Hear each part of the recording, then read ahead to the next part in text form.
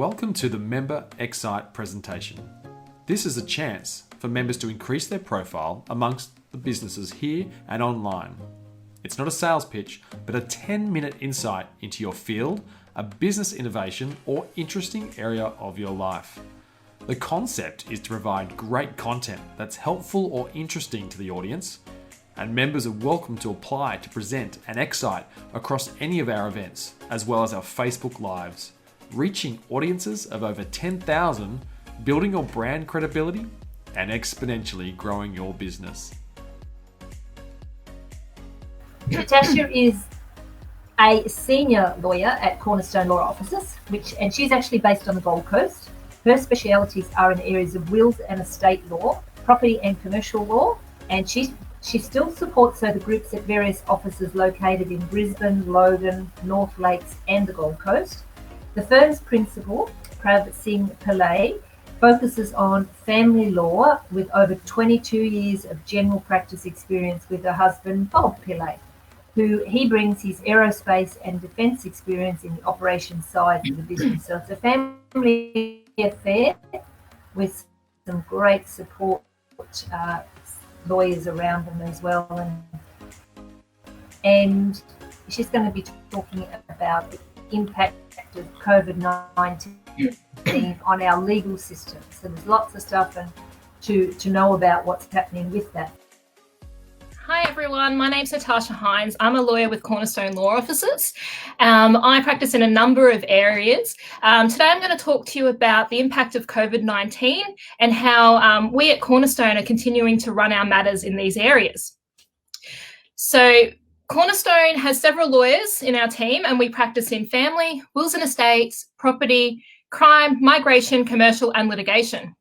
We are based in Loganholme, Brisbane City, North Lakes and the Gold Coast. Cornerstone Law Offices is big on using technology throughout our practice, and the COVID-19 pandemic has forced us to use it a lot and more throughout our areas of practice. Okay, so firstly, the impact of COVID-19 on the court system. So with the family courts are no longer allowing attendance in person. Any appearances that would usually be done in the courtroom are now being conducted via telephone or Microsoft Teams video conferencing. Here at Cornerstone, we have already conducted one family law trial using Microsoft Teams. This trial went for 5 days, and we have another one next week that will run for 2 days. Our experience so far shows that this method of handling trials works well in the current climate.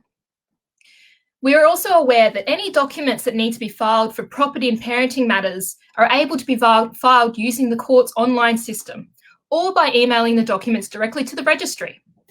This is ensuring that matters are still able to be dealt with promptly without the need to attend the court. The family court is temporarily allowing documents to be signed electronically to enable matters to proceed without delay. However, the family court is still allowing solicitors to attend the courthouse to inspect subpoena documents in all matters. The measures show that the solutions in place at the family courts are open to ensure property and parenting matters can progress and decisions can be handed down in a timely manner throughout the COVID-19 pandemic. On the topic of courts, I'll just mention a little bit about the state courts for criminal matters. So all these matters for criminal matters they're running as normal via telephone conference, and in some cases there are court appearances still happening in the state courts. The difference being that there are currently no jury trials being run in Queensland. However, the courts are hearing applications for judge-alone trials, and some matters will be able to progress this way. As far as possible, both the states and federal courts are taking the approach of business as usual with some adjustments using technology. Here at Cornerstone, we practice in wills and estates. We help our clients with their estate needs, whether it be the preparation of a will, an enduring power of attorney, advanced health directive, or estate administration. With the social distancing measures in place, we are utilising technology more and more in this area. Clients are now able to make bookings directly from our websites, where clients can pick a time that they would like one of our lawyers to call them to discuss their estate planning needs. In the comments section, there will be a link directly to this booking system. We also have an electronic portal available for our referring partners such as financial advisors, financial planners, mortgage brokers, and accountants.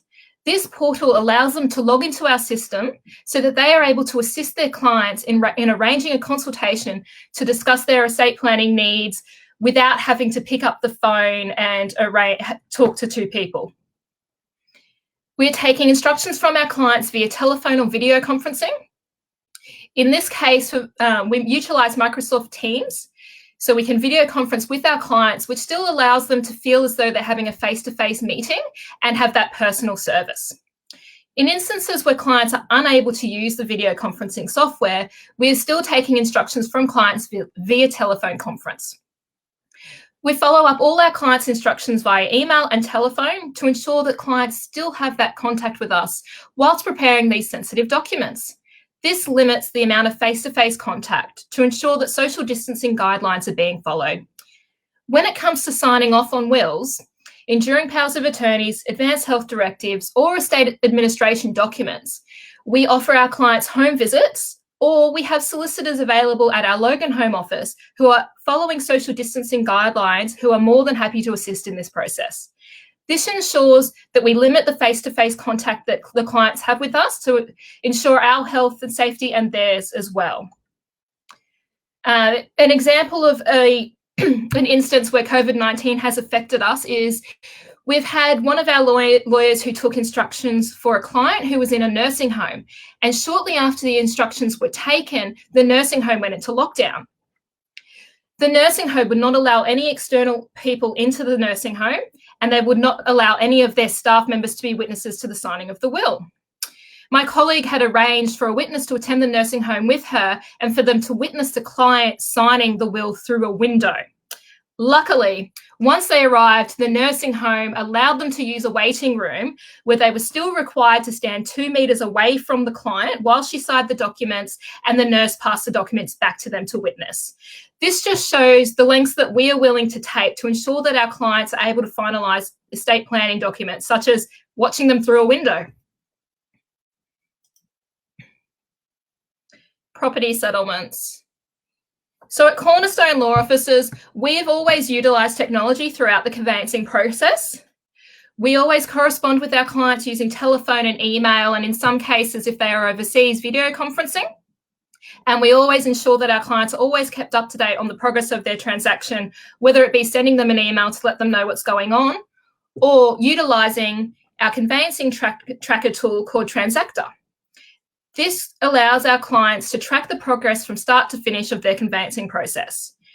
Transactor documents all key dates, such as the date of contract, expiry of the cooling off period, payment of the deposit, finance, building and pest, due diligence, and settlement. Clients and real estate agents are provided with notifications once the key date has been satisfied, and they are able to track the progress of their conveyance 24/7. So if a client needs to find out when their balance deposit is due and they don't want to call us up, they can go online and have a look and it will tell them. We are also subscribers to PEXA, which has been very handy during this time. PEXA enables settlements to occur online rather than have someone physically attend a settlement venue in the city or on the Gold Coast. We encourage all of our clients to settle via PEXA, especially during these challenging times. By using PEXA to settle matters, it enables sellers to receive their funds and for the property to be transferred into the name of the buyer that same day. It streamlines the process and everything is done in one hit. An example of where PEXA has helped our firm during this COVID-19 period is where a client of mine had signed a contract to sell his property, and a week later he was heading overseas.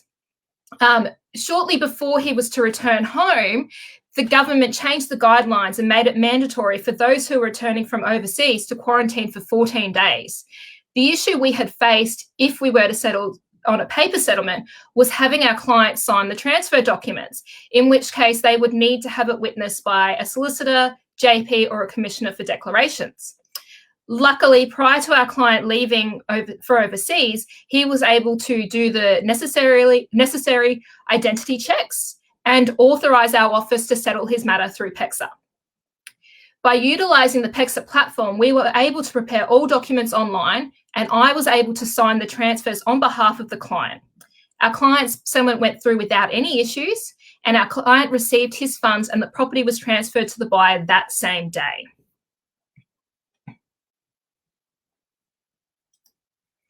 And another thing which is impacting quite a few people now is commercial leasing.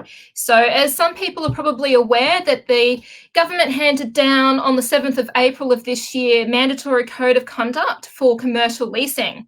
This code of conduct applies to all tenancies with an annual turnover of up to $50 million, and for those tenants who are suffering financial stress or hardship as a result of COVID-19. This code sets out a number of principles in which landlords and tenants are to consider when making temporary leasing arrangements. The purpose of the code is to ensure that landlords and tenants are able to work together to agree to temporary arrangements in relation to their rent and outgoings. One of the key principles ensures that landlords do not terminate leases should the tenant be unable to pay rent. It also provides that if the landlord receives any reductions for their rates, land tax and insurance that are outgoings payable by the tenant under the lease, that these reductions are passed on to the tenant in the appropriate proportion. It also provides that if the landlord receives any deferral of loan payments, that they should share these with the tenants. Any arrangements that are made are temporary and should be made to cover the COVID-19 period and a short period afterwards while the tenant is able to get back up on their feet. All arrangements are made in relation to rent, payable under the lease or outgoings, and all other clauses in the lease must remain the same. So tenants need to be aware that they should continue to abide by the lease and not be in breach of any other provision. In the case where a landlord and a tenant are unable to reach an agreement, the parties should apply for mediation. In the case of retail shop leases, the parties are required to apply to QCAT for a mediator to be appointed. And in the case of a commercial lease, where it is not a retail shop lease, the parties should speak to a solicitor to arrange mediation using an independent mediator. Our principal, Prav Singh Pillay, is an accredited mediator and is able to assist parties should they be unable to come to an agreement. We have also developed a template letter, and you'll find the link in the comment sections for this. And this is a letter just to help tenants so that they could use this to start the conversation with their landlord about making temporary arrangements. We understand that it is a difficult conversation for people to have, but this letter will help start that conversation. We will also have a link in the comment to an article which summarises all these principles. So if anyone has any questions in relation to that, I'm happy to answer those later. If you have any questions about any of the topics that I've discussed, please contact our office, and the link to our website and our Facebook pages are in the comment section. I hope I didn't talk too fast, and thank you very much for listening, everyone.